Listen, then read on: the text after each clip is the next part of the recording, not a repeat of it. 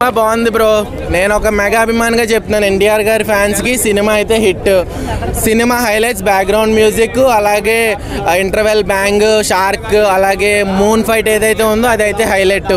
Heroine గారి acting తక్కువ, అంటే లైక్ పార్ట్ తక్కువ ఉన్న సినిమాలో చుట్టమల్లే సాంగ్ ఆమెకి మంచి ఏమంటారు ఫేమ్ ఇస్తుంది. అలాగే చాలా టాలీవుడ్ మూవీస్లో మళ్ళీ జాహ్నవి గారు యాక్ట్ చేస్తారని కోరుకుంటున్నాను. ఎన్టీఆర్ గారు స్పెషల్ డ్యాన్స్ అంటే దావూదీ సాంగ్ ఉంటే బాగుండేది, బట్ దావూదీ సాంగ్ అనేది ఈ పాటలో పెట్టలేదు. స్పెషల్ మూమెంట్స్ అంటే ఆయుధ సాంగ్లో కొంచెం డ్యాన్స్ అనేది ఉంటుంది ఆయనది. చుట్టమల్లే సాంగ్ మీరు ఆల్రెడీ చూసారు కాబట్టి అది స్లో సాంగ్. విజువలైజేషన్గా మ్యూజిక్ లవర్స్కి ఆ సాంగ్ బాగా నచ్చుతుంది. శ్రీకాంత్ గారు ప్రతి సినిమాలో సపోర్టింగ్ క్యారెక్టర్ చేస్తారు, అలాగే ఇందులో కూడా సపోర్టింగ్ క్యారెక్టర్ మంచి క్యారెక్టరే చేశారు, పాజిటివ్ క్యారెక్టర్.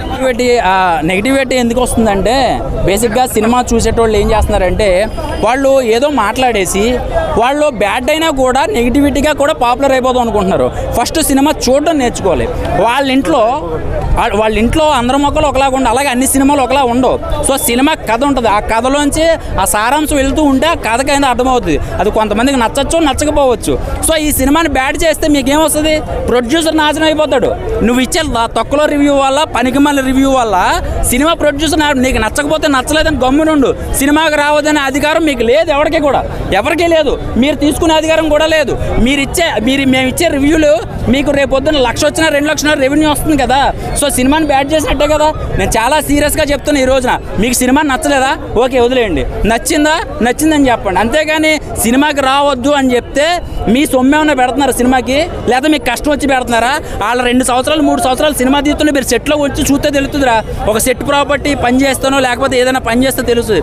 ఆ సముద్రం సీక్వెన్స్ కానీ, ఫైట్ సీన్లు కానీ, ఎలివేషన్స్ కానీ బాగుంది. సో నేను ఇప్పుడు దేవర గురించే చెప్తున్నా. ఆ దేవరాకి ఎంత కష్టపడుతుందో నెగిటివిటీ ఎందుకు వస్తుందంటే చెప్తున్నా.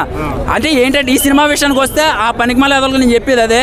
సో సినిమా చూసి మాట్లాడండి. ఓవరాల్గా అయితే మాత్రం సినిమా అయితే మాత్రం బ్రహ్మాండంగా ఉంది. కానీ ఒకటేంటంటే ఫస్ట్ హాఫ్ అంతా కూడా సెకండ్ హాఫ్ పెట్టి సెకండ్ హాఫ్ ఫస్ట్ పెట్టుంటే బాగుండని అనిపించింది. మిగతాదంతా ఓకే. అంటే ఏంటి